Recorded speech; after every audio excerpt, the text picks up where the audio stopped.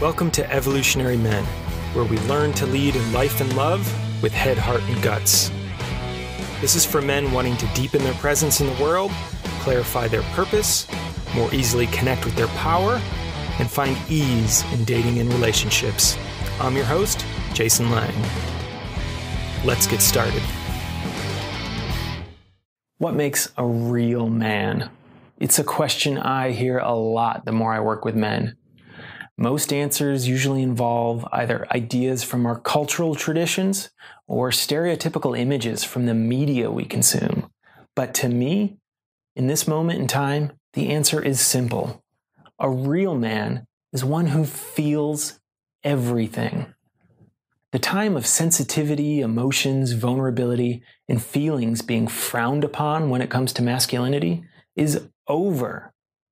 The truth is, a man who is willing and able to feel everything in his experience is one worth celebrating. Feeling is not a sign of weakness. It is absolutely a sign of strength. A man who can't be with his felt sense is a man that's at the mercy of his feelings. They actually control him, and the longer those feelings are ignored, the more powerful they become. They actually create charges within him that pervade all areas of his life.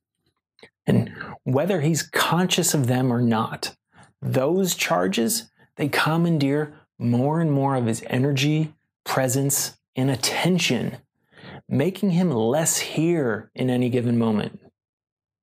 However, the man that doesn't avoid, numb, or bury his feelings, but is willing to dive into them, be with them, and feel them, whether they're dark, sad, ecstatic, angry, shameful, or blissful, that's a real man.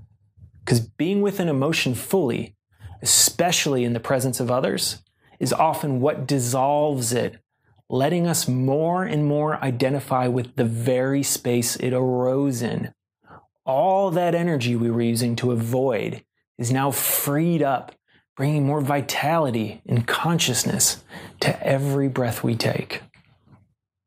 One of my mentors describes the process like this. We take charge of our charges, no longer at the mercy of parts of ourselves we're unwilling to be with. We become intimate with the entirety of us, and that's what makes us powerful. The deeper a man is in touch with his interiors, the freer he becomes. We can feel when we're around a man like this, as he carries a relaxed and alert awareness that's instantly trustable. It stems from the knowledge that no matter what happens, this man won't disappear. He'll stand free in the face of whatever arises. Such a real man can then even cultivate transmitting that freedom beyond himself. He can extend his practice of feeling by placing his attention and care out into his lover, family, tribe, nation, species, the planet, and even beyond. He becomes unwavering in his presence no matter what happens, meeting it with full attention and full aliveness.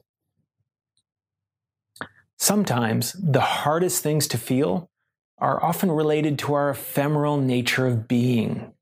Truly staying present and connected while feeling can put us in touch with our mortality, the fact that everything will ultimately disappear.